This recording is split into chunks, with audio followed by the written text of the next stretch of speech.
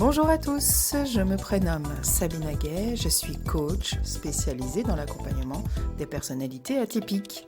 J'accompagne les enfants, les adolescents et les adultes dans les problématiques personnelles, mais aussi professionnelles, scolaires et bien sûr familiales.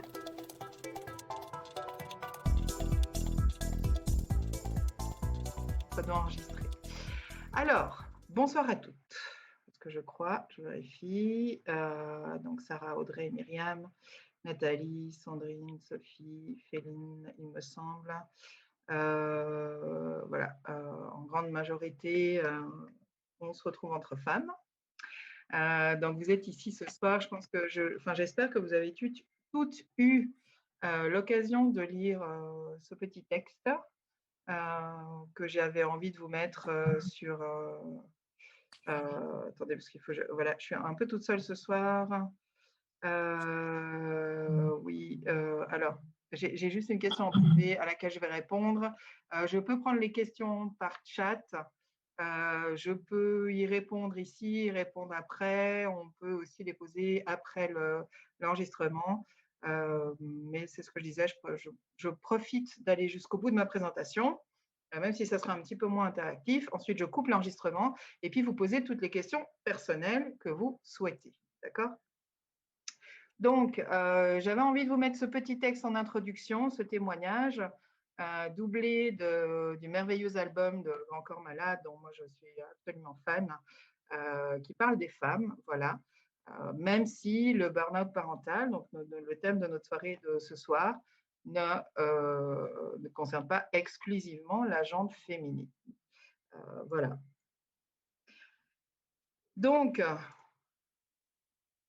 le thème de ce soir, c'est on va parler des parents au bord de l'implosion ou de l'explosion, mais j'aime bien cette image de l'implosion.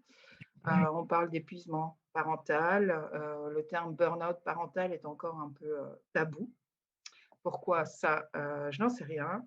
Et je vais vous proposer de repérer les signaux qui montrent que l'on est soit que l'on plonge dans ce processus de burn-out, puisque le burn-out est un processus et non un fait défini dans le temps. Et puis, je vais tenter de vous donner quelques pistes pour agir. On en discutera peut-être un peu plus personnellement justement après l'enregistrement. Je vous donnerai déjà des grandes idées pour aller de l'avant. Si vous vous reconnaissez dans ces critères, ou si vous reconnaissez quelqu'un de votre entourage qui semble suivre la route que je vais vous décrire. Alors, pour cette soirée, un petit plan quand même de quoi on va parler. Donc, on va quand même chercher à comprendre d'où vient ce phénomène. Et puis, en fait, aussi, on va aussi surtout discuter de ce que c'est vraiment, quels sont les signaux d'alerte, quels en sont, pardon pour le faute d'orthographe, quelles en sont les conséquences. Et puis, justement, c'est ce que je vous disais. Alors, qu'est-ce qu'on en fait après, d'une fois qu'on est passé par toutes ces phases on en fait quoi de tout ça? Parce qu'il faut bien en faire quelque chose. C'est ça le but de la soirée. Voilà, un autre témoignage. Hop, attendez, je trie mes fenêtres. Alors voilà, j'ai été envahie d'un sentiment d'à quoi bon. Je ne cessais de me dire à quoi bon m'épuiser pour eux alors qu'ils ne donnent rien en retour, à quoi bon préparer à manger sainement alors qu'ils n'aiment que les fast-foods, à quoi bon faire les devoirs avec eux alors qu'ils n'en ont rien à cirer. J'étais si fatiguée de donner, si fatiguée de lutter. Et je trouve que le terme est fort.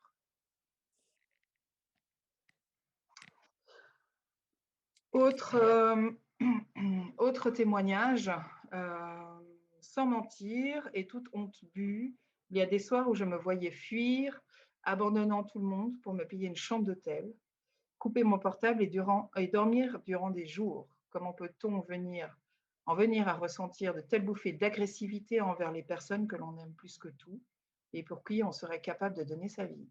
Même encore aujourd'hui, cela me dépasse. J'étais dégoûtée de ce que je me voyais devenir, effrayée de ce que je pourrais éventuellement dire ou faire, le jour où la colère, l'épuisement aurait fini par saper mes dernières réserves de bon sens et d'amour.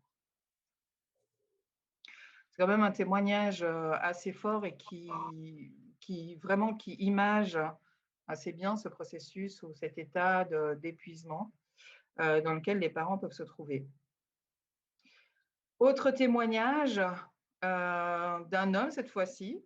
Tout le monde me disait que j'étais un mec en or. Je faisais toujours plus pour mes enfants et je me suis progressivement épuisée. Moi, d'ordinaire calme, je me fâchais de plus en plus souvent. Le soir, j'avais besoin d'un verre pour me détendre, puis 2, puis un jour, je me suis dit que j'étais devenue dépendante.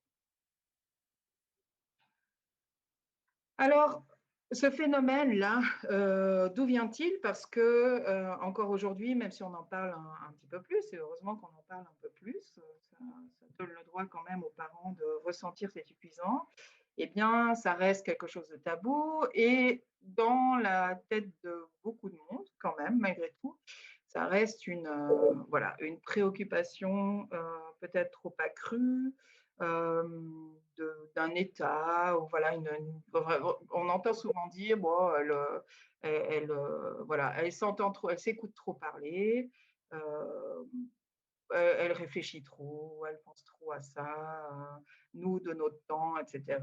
Ou voyez-vous, voilà, on sera jamais fatigué d'élever 2 enfants, etc. Alors, il faut savoir que c'est, comme j'ai noté, un biais de l'évolution.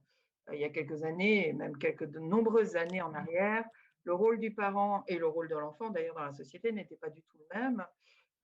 Aujourd'hui, l'enfant a pris une place prépondérante, a des droits, d'accord, ces droits qui sont apparus fondamentalement il n'y a pas si longtemps que ça non plus.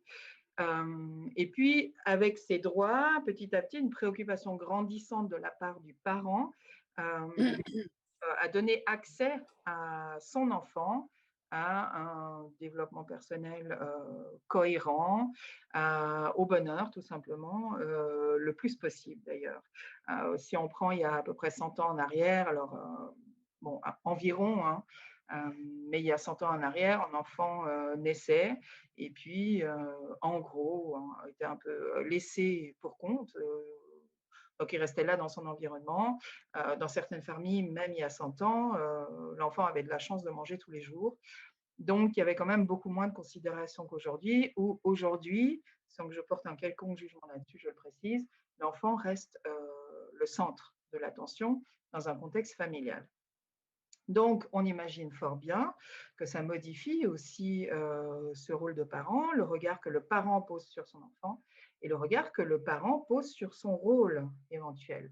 On n'a plus le rôle du parent nourricier, on a vraiment le rôle du parent psy, parent coach, parent nourricier, parent responsable, etc.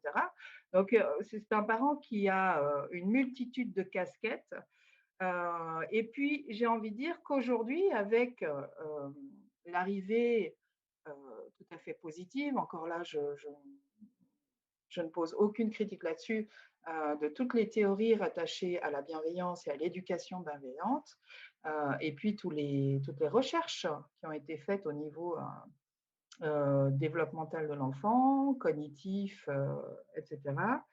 On a beaucoup plus de connaissances qu'avant. Et puis, de nouveau, il y a cette pression sur le parent de faire du mieux possible et absolument au plus juste de l'intégrité de l'enfant. Voilà. Donc, on a quand même beaucoup de théories de l'éducation qui sont très intéressantes et ouais, j'ai envie de dire heureusement qu'elles sont arrivées, comme ça, heureusement pour les enfants, heureusement pour tout le monde d'ailleurs, heureusement pour le monde entier. Malgré tout, il y en a beaucoup qui restent relativement culpabilisantes et qui demandent quand même un niveau de performance assez élevé. En plus de tout le reste finalement, puisqu'aujourd'hui le parent travaille, que ce soit la mère ou le père, c'est régulier, avec aussi voilà, une obligation dictée implicitement par la société de faire carrière, de prendre part au rôle, de prendre part au développement de son entreprise, etc., etc. Donc vraiment beaucoup de pression et finalement beaucoup de stress. Alors, c'est ce que je vous disais, c'est ce que je vous disais, nos parents à nous, comment est-ce qu'ils vivaient leur rôle de parents? Alors moi, j'ai 46 ans, je réfléchis à ma maman qui m'élevait encore il y a fondamentalement pas si longtemps que ça, quand même, je me rassure un petit peu.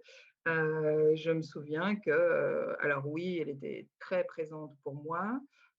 Fondamentalement, on était quand même un petit peu plus, heu, laissés, laissés, enfin moi je me souviens que je passais des après-midi dehors à 6 ans. L'environnement aujourd'hui, l'environnement aujourd'hui n'est pas le même que ce qu'il était avant et puis, la grande préoccupation de ma mère, en tout cas, c'était que l'on soit bien nourri, que l'on dorme bien et que l'on soit bien habillé. Voilà. Si je reporte ça dans la situation actuelle, donc j'ai oublié de me présenter, c'est pas grave. Je suis maman de 2 enfants, une de 8 ans, un autre de bientôt 5 ans.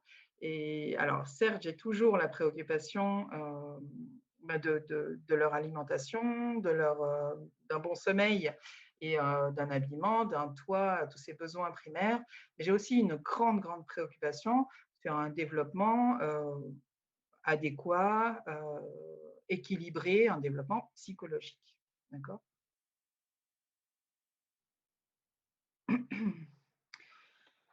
Donc, si on essaye de déterminer un petit peu plus ce que c'est que ce burn-out parental,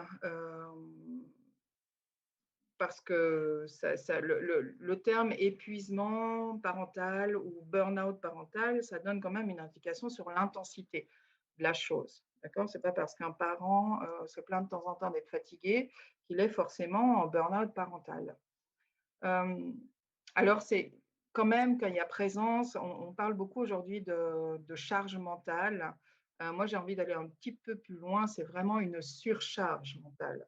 D'accord? On est beaucoup à avoir une charge mentale, notamment à cause aujourd'hui des moyens de communication aussi, hein. On est bazardé d'informations, on peut en transmettre tout autant, d'apprentissage à faire, de renseignements à obtenir, de communication, etc., etc. Le burn-out parental ou l'épuisement parental, on arrive quand même, on approche quand même du stade de la saturation. D'accord? 5% des parents sont en burn-out, donc c'est quand même un chiffre relativement important.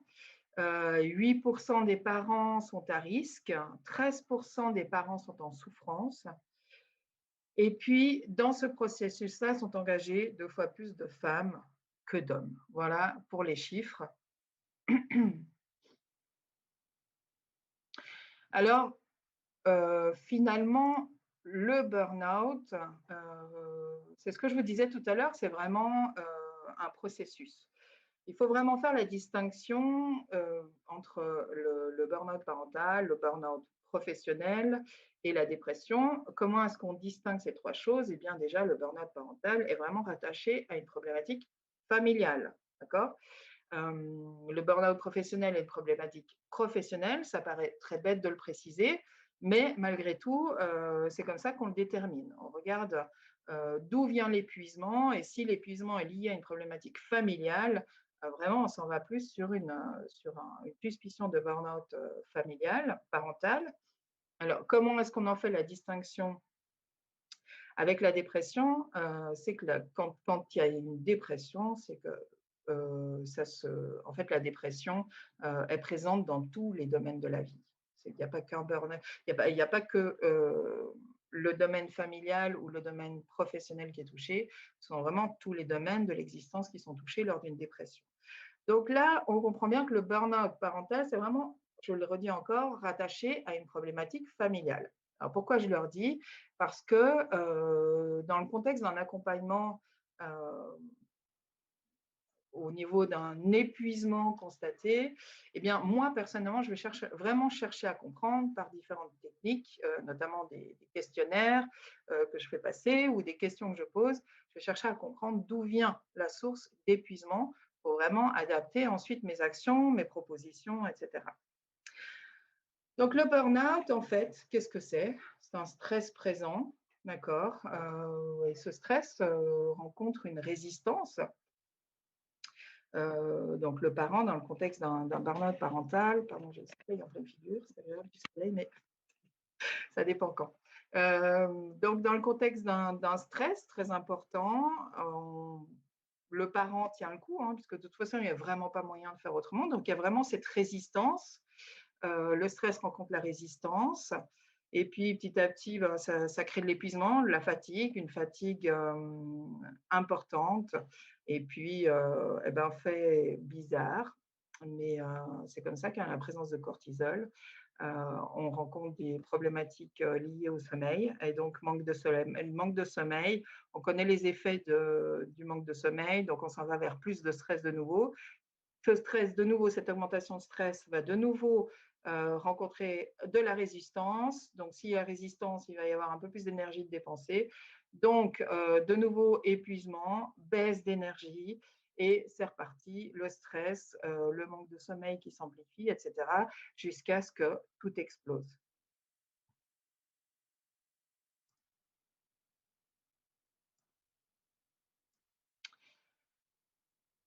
Il y aurait beaucoup à dire, finalement, sur le processus de burn-out. Alors, j'ai pas voulu non plus trop m'étaler sur l'explication du qu'est-ce que c'est, même si je suis toujours très tentée de le faire.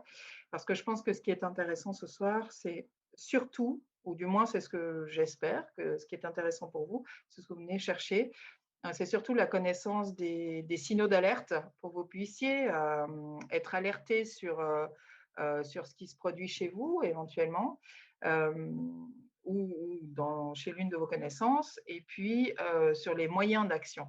Ce que vous pouvez déjà faire de votre côté pour tenter de ralentir le processus. Malgré tout, le phénomène de burn-out donc, est un phénomène durant lequel le stress est plus présent et n'arrive plus à s'évacuer. Donc, le stress, quand on est en situation de stress, on fabrique du cortisol, d'accord? Et le cortisol est normalement éliminé par le corps dans certaines situations. Quand le processus de burn-out se déclenche, c'est rattaché justement à ce cortisol qui est fabriqué en trop grosse quantité et qui n'arrive plus à être éliminé par le corps. Voilà, d'où l'effet de burn-out, comme un ouais, de brûler depuis l'intérieur. Excusez-moi, je suis un petit peu embêtée par le soleil.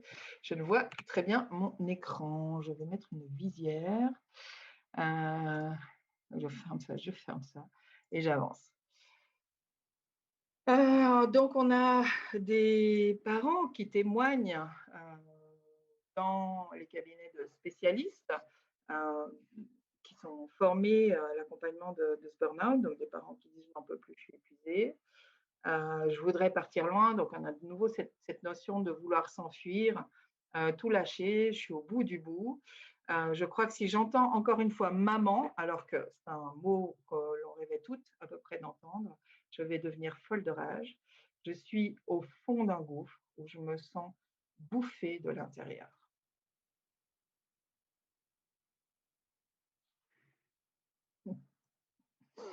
Je n'avais pas prévu le soleil en fait. J'avais prévu d'autres problèmes techniques, mais pas le soleil. Donc les incidences, moi j'aimerais, si vous voulez bien, qu'on quitte un peu ce terme d'épuisement parental parce que c'est vraiment le terme, j'ai envie de dire, c'est un peu le terme à la suisse. C'est celui qui est, convenable pour tout le monde, hein, c'est bien épuisant. Moi j'ai vraiment envie d'utiliser le terme de burn-out parental parce qu'il est significatif et qu'il appuie un petit peu plus sur, ce que de plus en plus de parents aujourd'hui vivent, notamment avec la situation sanitaires et puis les écoles qui ont fermé et toutes ces choses qui ont changé depuis quelque temps autour de nous et qui influencent de beaucoup le contexte familial. Donc, un burn-out parental, ça a des incidences à trois niveaux différents pour la personne qui le vit. Pour ceux qui connaissent le processus de burn-out professionnel, enfin burn-out, oui, bon, on le retrouve. Donc, on a des incidences au niveau physique. Là, on va retrouver un épuisement constant, ou sous-jacent, des comportements inappropriés, donc bon, de la colère, de l'irritation, voilà, peut-être un petit peu plus d'impulsivité dans les réactions. euh, voilà, des choses dans lesquelles le parent en général ne se reconnaît pas. Il va y avoir des incidences cognitives, qui peuvent faire penser à alors moi je suis spécialisée dans les troubles des apprentissages. Pour le coup, c'est vrai que le burn-out ou, la dépression notamment peuvent faire penser à un moment donné à un trouble, du déficit de l'attention, parce qu'on vit des oublis fréquents, il y a vraiment ce sentiment d'incapacité de réfléchir, d'avoir une réflexion qui tient la route sur quelque chose. Ce besoin d'organisation qui est pourtant de plus en plus présent et qui devient, il devient fondamental de répondre à ce besoin et finalement, on se retrouve face à l'incapacité de pouvoir le faire. Et puis des incidences psychologiques, là, ben, on le verra, tout au long dans la suite de cette présentation. Il y a quand même une grosse dévalorisation. C'est un cercle vicieux puisque, je vous parlais tout à l'heure de résistance, bah, quand il y a ce stress, il y a toutes ces incidences contre lesquelles on essaye de lutter, mais on le voit, les capacités cognitives sont quand même diminuées. Et pour le coup, toutes les actions entreprises sont beaucoup moins efficientes. Donc, ce sentiment d'incapacité qui revient et qui relance, bah voilà, qui redonne un petit coup de stress comme s'il n'y en avait pas assez. Donc, c'est ce sentiment d'incapacité qui, comme je vous dis, redonne un petit coup de stress et hop, qui replonge de nouveau dans un besoin de compenser encore plus fort qu'il n'est plus possible, face auquel il n'est plus possible pour lequel il n'est plus possible de faire face. Le burn-out, de nouveau, il y a c'est ce que je vous disais tout à l'heure, c'est une succession de enfin, vous avez l'adrénaline, donc qui est nécessaire à notre survie à tous. Donc vous avez des décharges d'adrénaline, le stress, donc c'est quand les choses enfin, vivre un stress, c'est vraiment des décharges d'adrénaline, plus fréquentes et puis qui s'enchaînent. Le burn-out, lui, c'est vraiment un stress chronique. Donc c'est ce que je vous disais, c'est quand on n'arrive plus, je vous parlais de cortisol, mais fondamentalement c'est la même chose, c'est quand on n'arrive plus à sortir de ce stress, chronique. Et ce stress chronique dans le système familial, donc mène, ben, on l'a vu, à un épuisement chronique, donc à vivre du déplaisir. Ça, c'est une des premières grosses choses qui est constatée, avec peut-être un peu d'incompréhension ou beaucoup d'incompréhension de la part du parent qui le vit. C'est le fait de ne plus avoir de plaisir d'être avec ces personnes, hein, que l'on aime plus que tout, plus prendre de plaisir de passer des moments avec ses enfants, de jouer avec ses enfants, de prendre du temps pour eux, d'avoir des activités. Il y a ce phénomène de distanciation aussi qui est très important, dans le contexte d'un burn-out parental et que l'on va questionner justement pour identifier ce processus de burn-out. C'est une distanciation, alors ça peut être une distanciation physique, mais c'est beaucoup et surtout une distanciation émotionnelle. C'est-à-dire que la faculté d'empathie vis-à-vis de ses enfants s'amoindrit. Un enfant qui pleure peut ne plus toucher.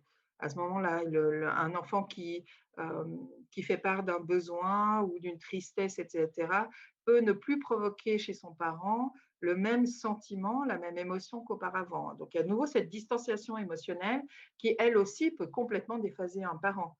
De comprendre que, voilà, face à son enfant qui hurle parce qu'il s'est fait mal, ou qui hurle parce qu'il a un besoin particulier, de réaliser qu'on n'est plus réactif de la même façon et que ça ne nous touche plus finalement, même si l'on sait encore quoi faire, ça peut être terriblement déstabilisant et surtout culpabilisant de nouveau.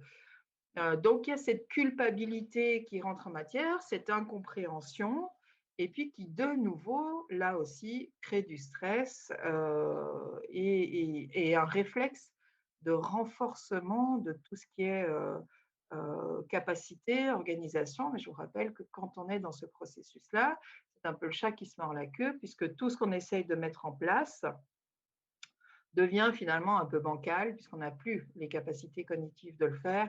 Donc, il faut vraiment tripler, quadrupler ses efforts pour arriver à quelque chose de moyennement satisfaisant. Et donc là, on repart dans la culpabilisation, le stress, etc., la distanciation de nouveau.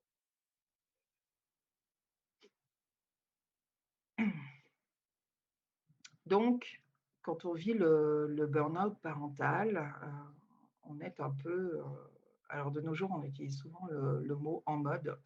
Et là, c'est le mode pilotage automatique dans lequel on se retrouve. Donc on arrive à quand on est parent et qu'on vit ce burn-out parental, donc on arrive à s'oublier, à se couper de ses sensations, de ses émotions aussi. On fait les choses de façon complètement automatique. Il n'y a plus de conscientisation de ce qu'on vit, de qui l'on est, même parfois de où l'endroit où on se trouve et de ce qui se passe autour de nous. D'accord? Pour contrer ce sentiment de culpabilisation et ce sentiment d'échec, c'est ce que je vous disais juste avant, c'est qu'il y a cette obsession de la perfection. Donc, plus on sent qu'on devient incapable de répondre à la hauteur de ce que l'on pense, parce que tout est question de perspective personnelle, à la hauteur de ce qu'on pense par rapport à nos enfants, plus on essaye de compenser en voulant atteindre cette perfection. Alors, ce qui crée fondamentalement vraiment un sentiment d'échec, donc vraiment un sentiment de nullité, d'incompétence en tant que parent, en tant qu'être humain, voilà, dans des compétences émotionnelles, des compétences amoureuses aussi, on le verra après. Ça donne une fatigue insurmontable, donc c'est une fatigue vraiment chronique. Euh, il peut y avoir beaucoup de sommeil à un moment donné, mais c'est du mauvais sommeil parce qu'il y a des troubles du sommeil. Alors, soit il y a une incapacité à dormir, soit c'est une succession de cauchemars, une succession de réveils, des réveils nocturnes, du bruxisme, enfin, voilà, toutes ces choses-là qui empêchent ce sommeil réparateur et puis qui plongent encore plus, de nouveau, ce que je vous disais encore tout à l'heure, c'est ce qui plonge encore plus dans ce sentiment de fatigue et de stress pour le coup. Parce que le stress, vraiment le cortisol, c'est une des premières façons de l'éliminer, c'est quand même de bien dormir en général. Et puis ce sentiment que tous les parents qui sont en burn-out vivent de façon intense, c'est ce sentiment d'être dépassé pour des choses complètement futiles d'habitude. Donc là encore, il y a un sentiment d'incompréhension par rapport à ces choses qui avant étaient tout à fait envisageables et là qui tout à coup deviennent tel l'Everest à gravir. On se retrouve face à des troubles de l'humeur, donc des changements d'humeur subis, subis et subis, subis et subis et soudains. Donc passer du rire aux larmes, d'un sentiment de, alors je n'irai pas jusqu'à dire de la gaieté et du bonheur, mais une humeur ouais, dans la norme, un sentiment de désespoir terrible. Et puis, manque de désir sexuel. Alors là, ça, c'est clair que ça devient complètement absent. Et puis, de l'isolement, l'envie d'être seul, l'envie d'être au calme, ne plus avoir envie de voir sa famille, ses proches, ses amis, son conjoint parfois. Et puis, c'est malheureux à dire, mais ses enfants très souvent. Chez les hommes, parlons-en. D'ailleurs, je vérifie juste 2 minutes, mais je crois qu'il n'y en a toujours pas parmi nous, même si il me semble que j'ai vu quelques inscriptions. Hop là. Non, mais comme ça, voilà. Si vous en avez dans votre entourage pour laquelle vous avez une suspicion de processus de burn-out, voilà, vous pourrez être alerte sur le sujet. Alors chez les hommes, ça se passe différemment. On se retrouve face à des conduites à risque. Alors quand on parle de conduite à risque, ça peut être de la vitesse en voiture, ça peut être voilà, ça peut être en voiture avec d'autres véhicules, par exemple. Il y a aussi ce sentiment cette envie de fuir la situation dans laquelle on est plongé, un sentiment de tristesse qui ne se formule pas toujours de la même façon que chez les femmes. Et puis, on peut voir apparaître, alors là, je ne l'ai pas mentionné chez les femmes, mais ça l'est aussi, que c'est certainement pas la première chose qui revient. Chez les hommes, il peut y avoir des débordements violents, que ce soit dans les gestes, dans les mots. il y a ce sentiment d'impuissance qui peut amener énormément de colère et puis, comme chez les femmes, des pannes sexuelles et tout ce qui s'ensuit avec un énorme sentiment de dévalorisation également. Alors, quels sont les dommages collatéraux d'un burn-out parental? Quand il y a un des 2 parents, qui plonge dans ce processus de burn-out parental, eh bien, c'est toute la famille, qui est embarquée. Tout l'équilibre familial, est brisé. En général, c'est vrai que le couple fonctionne mal pour le coup, puisque l'un, modifie, complètement son comportement, heu, l'autre essaye de s'adapter tant bien que mal, mais il y a quand même beaucoup de disputes, de désaccords, de tensions et cetera et quand le socle, parental s'effrite, c'est un peu toute la famille qui s'effrite en même temps. Heu, donc ça a aussi des conséquences sur les enfants, des conséquences qui malheureusement vont encore renforcer le burn-out parental, du parent qui le vit. C'est-à-dire qu'on va arriver avec des enfants qui manqueront d'inhibition, qui vont, hem, parfois manquer de capacité d'adaptation, qui s'adapteront trop, qui peuvent avoir des comportements déplacés, ils peuvent devenir, violents, colériques, mais aussi, vivre quelques épisodes, dépressifs. Voilà, donc aggraver encore la situation familiale et complexifier la tâche. Donc là aussi, finalement, on rentre également dans un cercle vicieux, dans une amplification de tous ces facteurs de risque et de ces phénomènes collés au burn-out parental. Alors on arrive, si vous voulez bien, sur le que faire. Maintenant que vous avez vu, dans les grandes lignes ce qui se passe dans le contexte d'un burn-out parental. Encore une fois, je vous le redis, c'est vraiment une question d'intensité, mais aussi, de durée. Si vous connaissez des situations, heu, des situations de stress, depuis donc sporadiquement depuis quelques mois, ce n'est peut-être pas une situation de burn-out parental. J'ai envie de vous dire tant mieux. Hem, il faut que ça soit quand même sur la durée, comme tous les troubles que l'on peut constater. Voilà, il faut que ce soit un comportement qui se renouvelle, depuis quelque temps. Maintenant, ce que je suis en train de vous dire, ça ne veut pas dire que vous devez attendre 3 mois, 4 mois, hem, que le phénomène se reproduise avant de prendre les choses en main. Donc par rapport à ce burn-out parental, ben, la première chose à faire, c'est vraiment de l'identifier. Alors ça paraît très simple à dire, sauf que comme dans le contexte d'un burn-out, professionnel, il faut savoir que la personne qui le vit en général, vit aussi toute une période de déni. C'est-à-dire que non, elle n'est pas trop fatiguée, non, elle n'est pas en burn-out, bien sûr qu'elle tient le coup, bien sûr qu'elle va y arriver. C'est juste un peu de fatigue, présente à ce moment-là. Donc c'est parfois difficile, de permettre à la personne d'identifier ce burn-out. Parce que finalement, ça engage pas mal d'autres choses. Ça engage le fait qu'il va falloir prendre soin de soi, réviser un petit peu toute cette organisation qu'on a essayé de mettre en place et qui, tant bien que mal, tient plus ou moins, pour assurer au moins un minimum, d'organisation pour faire face à, finalement cette dégringolade, qu'on vit dans le contexte de la famille. Alors pour identifier, la situation de burn-out, eh bien, c'est acquérir la connaissance de ce que c'est. Là, ce soir, vous en avez, je pense déjà un bon on en reparlera un petit peu tout à l'heure. Si vous avez des questions, n'hésitez pas, hein, après, une fois que j'aurai coupé l'enregistrement. Si vous avez des situations précises, on peut en discuter. Donc, savoir ce que c'est, comment ça se produit, dans quel contexte, c'est très important.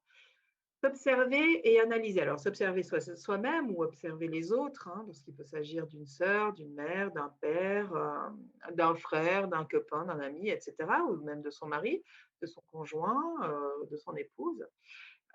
Donc, s'observer et analyser. D'une fois que l'on a les critères en tête et que l'on sait, hem, comment le burn-out parental est identifié, eh bien, on peut être un peu plus alerte sur la question. Donc de nouveau, là, je vous dis attention au déni parce que, il y a vraiment toute cette phase de déni, heu, dans laquelle, on plonge quand on est en burn-out. Et puis, il y a aussi, le fait de s'adresser à des professionnels, alors j'insiste sur le fait que il serait mieux que ce soit des professionnels qui sont, heu heu, qui sont formés sur le sujet. Vous en avez quelques-uns. Le sujet du burn-out parental, alors je vous le disais, on en parle de plus en plus, mais malgré tout, il reste quand même, peu connu. Moi, je le vois beaucoup passer parce que je suis dans le domaine, mais je sais, parce qu'on me le dit, que je l'ai appris, qu'on me l'a répété, que finalement peu de professionnels l'identifient. Quand, on arrive en état déjà le burn-out professionnel, est compliqué à identifier pour certains professionnels certains, professionnels du domaine médical. Le burn-out familial encore plus, donc il est possible qu'une personne soit lancée sur la piste d'un épuisement, professionnel, alors que c'est plutôt au niveau familial qu'il aurait fallu faire des démarches. Donc là, adressez-vous, si vous en ressentez le besoin ou si vous avez cette problématique d'identification à, des psychologues formés, psychothérapeutes, il y a quelques coachs qui sont formés aussi. Et puis, vous avez un très bon site pour moi, sur des questionnaires que j'utilise parce que je les trouve intéressants sur, je vous l'ai mis là, burnoutparental.com, suis-je en burn-out, où vous pouvez faire un test pour savoir si vous êtes, lancé dans ce processus de burn-out. Et juste à côté, vous avez un très bon test pour identifier vos facteurs de risque.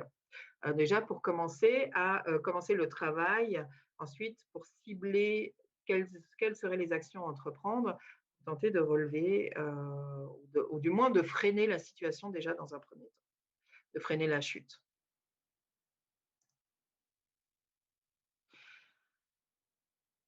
Alors, deuxième étape qui pour moi est extrêmement importante, c'est de cibler. Pourquoi et quoi cibler? D'une fois que l'on sait qu'il s'agit d'un burn-out parental, il va falloir cibler les actions, mais pour cibler les actions, il faut vraiment identifier, ce que l'on appelle les facteurs de risque et les facteurs de protection. On passe, donc je vous en parle un tout petit peu plus tout à l'heure, on passe par, le fait de quantifier le poids de chacun de ces facteurs, d'accord? Pour comprendre quelle est sa mesure dans ce processus de burn-out et puis, on peut ainsi ensuite cibler la source du déséquilibre. C'est ce qui exactement va déterminer les actions pour, tenter de freiner puis de ressortir de ce processus de burn-out. Alors dans les facteurs à risque, vous avez, ces stresseurs qui peuvent être notamment alors les stresseurs, ceux qui prennent le plus d'importance sont des stresseurs, personnels, mais aussi ça peut être des stresseurs environnementaux, ça peut être la famille extérieure, donc des stresseurs familiaux. Il y a différentes choses qui rentrent en ligne de compte, donc c'est intéressant de savoir quels sont ces facteurs, à risque. Est-ce que, mais c'est ce que je vous dis, ce qui a en général le plus de poids, sont vraiment des facteurs personnels. Heu, voilà, est-ce qu'on a de l'autre côté, au niveau de l'identification des ressources, est-ce qu'on a des personnes ressources dans son entourage? Est-ce qu'on peut, s'adresser à quelqu'un, c'est un exemple qui me vient comme ça. Est-ce qu'on peut s'adresser à quelqu'un pour s'alléger la charge parentale, le temps d'un rendez-vous? Est-ce qu'on a des parents sur qui compter? Est-ce qu'on a, finalement, même si on n'est pas en burn-out professionnel, est-ce qu'il y a une situation au boulot, qui nous pèse? Ou est-ce qu'au travail, il y aurait des ressources qui pourraient alléger les stresseurs finalement? Donc tout ça, ce sont des questionnements très personnels qu'il faut avoir et c'est pour ça qu'on est toujours très embêté, pour donner des situations, enfin des solutions, adaptables à tous, heu, en conférence, comme ça en webinaire, parce que finalement, tout dépendra de votre situation professionnelle et vraiment de la place que prennent tous ces stresseurs dans votre vie et des ressources qui sont identifiées. Partant du principe que des ressources peuvent se créer, des stresseurs peuvent s'enlever. se diminuer, s'augmenter. Voilà, il est possible de jouer avec tout ça, pour autant que l'on ait encore une fois identifié tous ces aspects. Alors le but, vous l'avez compris, c'est de faire en sorte que les ressources pèsent plus lourd dans la balance, même si elles sont moins nombreuses, que les stresseurs. On n'arrivera jamais à une solution idéale où finalement il n'y a que des ressources, que des aspects positifs dans votre situation, mais de diminuer l'effet de ces stresseurs sur votre situation permettra d'équilibrer un peu plus les choses.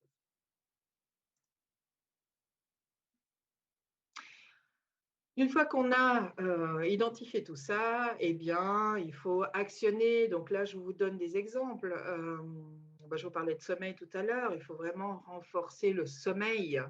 Là encore, pour des problématiques de sommeil, il y a différentes façons de le faire. Si vous en rencontrez, voilà, il y a de l'homéopathie, mais on peut aussi améliorer l'alimentation, favoriser la production de différentes hormones pour mieux s'endormir, être plus serein, etc. Pour lui, aussi mieux s'alimenter pour lutter contre le cortisol.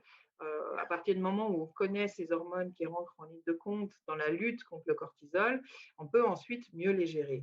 Et puis de nouveau, par l'alimentation, par des activités, euh, par différentes prises de conscience aussi, conscientiser le fait qu'on les produit. Voilà, donc on lutte contre le cortisol. Et donc, si on lutte contre le cortisol, on a beaucoup de chances de réduire un petit peu le niveau de stress.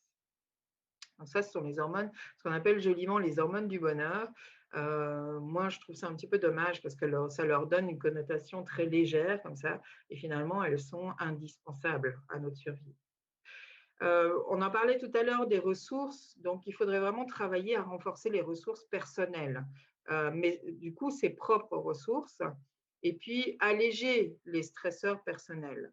Alors, qu'est-ce que ça veut dire? De façon opérationnelle, concernant l'allègement des stresseurs, ça serait peut-être déléguer un petit peu plus.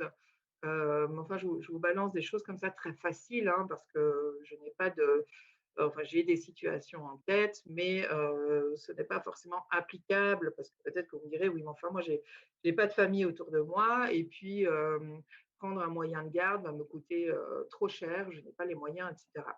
Donc là, à ce moment-là, il faudra regarder d'autres actions qui s'appliquent mieux à votre niveau de vie, à votre style de vie, à vos capacités aussi, aux capacités de votre environnement, etc. Apprendre à lâcher prise, alors le terme lâcher prise, alors je l'ai mis là, mais j'ai beaucoup hésité avant de le mettre là. C'est un terme qui lui aussi est utilisé d'une façon que j'aime moyennement. Donc là, je tiens à préciser que le lâcher prise, c'est vraiment la prise de conscience que le coût de l'énergie qu'on engage dans quelque chose est certainement trop élevé par rapport aux bénéfices qu'on en retire. Voilà, c'est vraiment cette petite prise de conscience il faut faire là, parce qu'il est toujours facile de dire à quelqu'un, mais enfin, lâche prise, arrête de faire le ménage, ou lâche prise, laisse-les salir, ou c'est pas si facile que ça d'arriver à lâcher prise. Prioriser, par exemple, là aussi, savoir trier ce qu'on a à faire, parce qu'au bout d'un moment, comme on le disait, l'organisation devient compliquée, tout devient très compliqué. Donc, avoir quelqu'un à vos côtés ou vous rendre compte qu'il faudrait prioriser, ce qui ne veut pas dire qu'il faut tout laisser tomber, et puis ce qui ne veut pas dire qu'il faut le faire tout le temps, mais au moins apprendre à faire ça pourrait favoriser votre organisation, alléger peut-être aussi un peu la charge mentale, la charge cognitive. Il y a aussi tout un travail qui peut être fait sur les habiletés parentales. Alors, qu'est-ce on entend par habileté parentale? Ben, je pense notamment à des méthodes d'éducation plus appropriées aux enfants qui ont, par exemple, euh, un trouble de l'attention avec hyperactivité, des troubles de l'opposition, donc des situations qui sont difficiles. Et puis de façon personnelle, bon, alors après habileté parentale, j'ai mis etc. parce qu'il y a une multitude de pistes. C'est justement ça, en ça que les professionnels formés au burn-out sont intéressants, c'est que on a toute une mallette de choses à faire, de solutions à proposer en fonction de ce qui a été identifié. Voilà.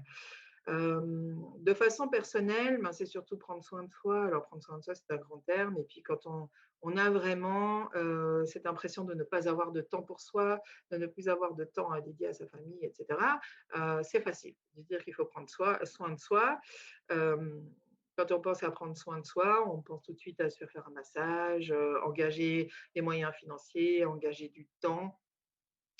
C'est pas forcément que ça, il peut y avoir plein d'autres techniques pour prendre soin de ça. Au niveau du travail sur l'émotionnel, ça aussi, ça peut être un gros travail, c'est-à-dire de savoir exprimer ses émotions, comprendre ses émotions, pour le coup cibler ses besoins et être beaucoup plus apte à y répondre.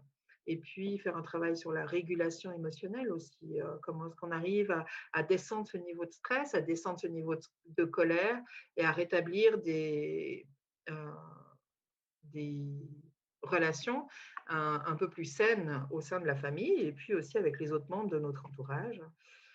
C'est un travail aussi sur son positionnement, que ce soit au sein de la famille, dans la société, en tant que parent. Donc quelles sont ses propres valeurs? Quelles sont nos propres valeurs? Quelles sont peut-être des croyances qui nous poussent à ce perfectionnisme ou à vouloir absolument faire certaines choses? Qu'est-ce qu'on doit absolument respecter? Qu'est-ce qu'on peut finalement lâcher parce qu'on se rend compte que ça ne nous appartient pas? Bref, il y a vraiment tout un travail à faire à partir, je précise bien, du moment où on a bien ciblé quelle était la problématique. On peut avoir des personnes qui sont complètement aptes à la régulation émotionnelle, qui ont fait un énorme travail sur soi, qui savent comment prendre soin d'eux, mais qui fondamentalement se retrouvent en processus de burn-out parce qu'il y a plein d'autres facteurs stressants qui rentrent en ligne de compte.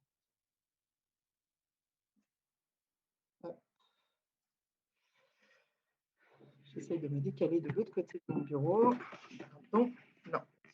Alors, voilà, ça c'est une chose qu'on m'a souvent dite, que je reprends ici. Donc, c'est la petite expression italienne qui va piano va sano e va lontano. Donc, de nouveau, quand on parle de burn-out, il faut se rendre compte qu'on a affaire à de l'épuisement. Le but pour sortir de cet épuisement, ce n'est pas de s'épuiser encore plus. Donc, il faut vraiment faire les choses. Pour moi, il faut prendre le temps de le faire, cibler ses actions et entreprendre des actions qui sont faisables. On l'a vu, on se retrouve déjà dans un processus d'échec et de culpabilité. Ça ne sert à rien de continuer ou du moins d'alimenter ce processus d'échec en choisissant des actions irréalisables. Pour ceux d'entre vous qui connaissent ce grand mot, mais que moi j'utilise souvent, hein, donc il faut vraiment des objectifs SMART, des objectifs qui sont quantifiables, mesurables, atteignables, etc., pour pouvoir revenir aussi dans ce processus de réussite. C'est terriblement important d'y arriver. Et donc, il faut y aller petit pas par petit pas. Là encore, on ne dit pas à un parent qui est en burn-out et qui a 4 enfants, dont 2 qui ont des troubles de l'attention, etc., avec hyperactivité, par exemple, qu'il faut qu'il prenne du temps pour lui, qu'il faut qu'il réduise les rendez-vous de ses enfants, alors que le parent travaille, passe tous ses mercredis à aller chez l'ergo, chez le logo, chez le psy. euh, et qu'il n'a pas une minute à lui. Voilà, ça c'est difficile. Je pense qu'il faut d'abord, moi du moins, c'est là-dessus que je mets l'important, c'est vraiment d'arriver avec des petites actions réalisables qui s'intègrent très bien dans la vie de la personne qui consulte pour justement apporter petit à petit de l'eau au moulin du cercle de la réussite. Voilà. Euh,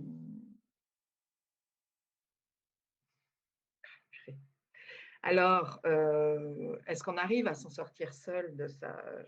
J'aurais envie de dire oui, on y arrive jusqu'à un certain point. Je pense que l'idéal, dans la mesure du possible, parce que malheureusement, tout le monde n'en a pas la possibilité, l'idéal, dans la mesure du possible, c'est malgré tout d'être accompagné, d'avoir quelqu'un à ses côtés de nouveau qui connaisse le processus. Je pense que c'est important. Euh, alors là, j'ai mis les particularités incidences du burn-out professionnel. J'ai ripé, pardon. Mais c'est valable aussi pour le burn-out professionnel. C'est certainement plus efficient d'être accompagné, bien cibler ses actions, ne pas s'épuiser encore plus. Et puis, je pense qu'il est important de nouveau d'avoir quelqu'un à ses côtés qui, heu, et ben, j'allais dire, vous met le nez dedans, mais que ça soit dans la situation, mais aussi dans toutes les petites réussites que vous allez réussir à entreprendre, à partir du moment où vous allez, rentrer dans ce processus d'accompagnement.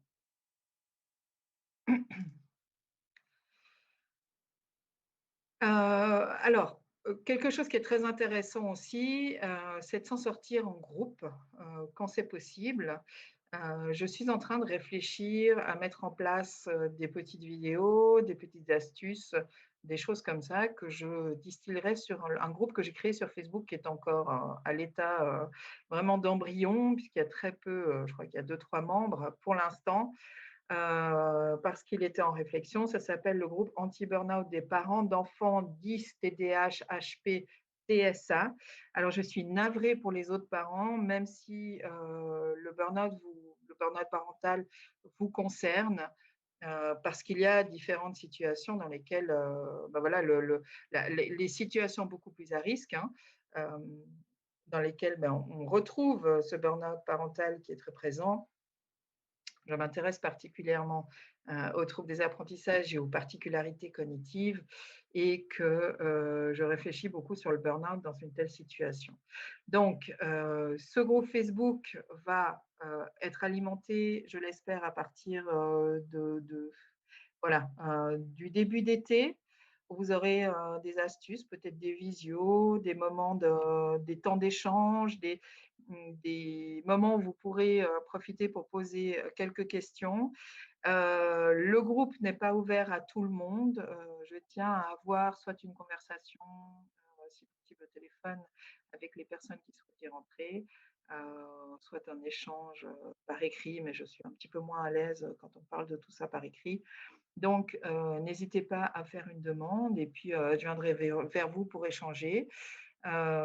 J'espère que j'arriverai à mettre plein de ressources là-dessus au fur et à mesure voilà, des expériences, je continue à rechercher, à me renseigner, à lire et cetera. Alors, quelques ouvrages, que je trouve intéressants. Donc on note, déjà celui de Moira, oh là là, Mikołajczak, pardon pour la prononciation, qui est assez connu, hein, le burn-out parental, l'éviter, s'en sortir, le burn-out parental en 100 questions-réponses et puis, le livre de Valérie Duban que je connais et par qui j'ai été formée, qui s'appelle, Parents épuisés. On va dire Valérie Duban est une personne très intéressante. Les 2 autres, les livres, je les ai parcourus, je connais pas les auteurs, mais, la série des 100 questions-réponses est fondamentalement intéressante puisqu'elle cible vraiment les choses. Et puis le burn-out parental, l'éviter et s'en sortir, je sais qu'il est très bien également. Alors, je commence un peu, je me présente à la fin, j'aurais dû me présenter au début. Alors, c'est pas que je pars du principe, vous me connaissez tous, mais c'est surtout que je pars du principe que c'était peut-être pas ce qu'il y avait de plus important ce soir à dire. Donc, moi, je suis coach à Genève, alors Genève et Haute-Savoie depuis quelque temps. Hem, je me suis spécialisée dans l'accompagnement des personnalités atypiques que l'on dit atypiques. Donc qu'est-ce que moi je mets derrière le terme atypique? Parce que, et il y a encore une faute d'orthographe, pardon, vraiment, ça va pas. Donc ce sont les personnes hypersensibles, à haut potentiel, TD qui ont un TDAH, un trouble 10 et ou un TSA. J'accompagne, les enfants, j'ai la grande chose d'avoir, plusieurs enfants que j'accompagne, des adolescents également et puis des adultes et tout ça dans des problématiques, que ça soit des problématiques personnelles à tous les âges ou des problématiques familiales, dans lesquelles rentre, en ligne de compte le burn-out parental d'ailleurs ou les habiletés parentales aussi. Je suis formée à la méthode Barclay pour ceux qui ont des enfants avec des troubles des apprentissages, pour ceux qui ont des enfants avec un TDAH ou un TOP. Et puis, des problématiques scolaires aussi. Je me suis formée auprès d'une éducatrice spécialisée à différentes techniques, qui peuvent favoriser, l'apprentissage, pour les personnes, notamment qui ont un TDAH ou un trouble 10, mais aussi, pour toutes les personnes qui apprennent différemment des autres. Donc on est en plein dedans. Voilà, vous avez mes coordonnées, vous avez mon adresse email. Moi, mon adresse email est ouverte à vos questions. Sachez juste que je veux bien répondre aux questions, simplement j'en ai eu 2 avant la conférence. Simplement, je dois vous dire, je suis très embêtée de répondre à des questions, de personnes qui me demandent comment faire avec un enfant qui n'obéit pas. La situation est trop vaste. J'ai besoin de plus de précision. J'ai vraiment besoin qu'on me dise ce qu'il en est. J'ai besoin de connaître le contexte. J'ai besoin de savoir beaucoup de choses pour pouvoir répondre. Donc je veux bien échanger sur quelques situations, mais je peux pas vous répondre. Je n'ai pas d'astuce miracle à vous donner. Voilà. Je vais, maintenant couper gentiment le micro puisque ma présentation est terminée. Couper le micro, couper, l'enregistrement et puis, je vous propose, quelle heure est-il? 7h30, c'est parfait. Je vous propose de passer à un échange un peu moins formel, sur, ce phénomène de burn-out et de répondre à vos questions si vous en avez.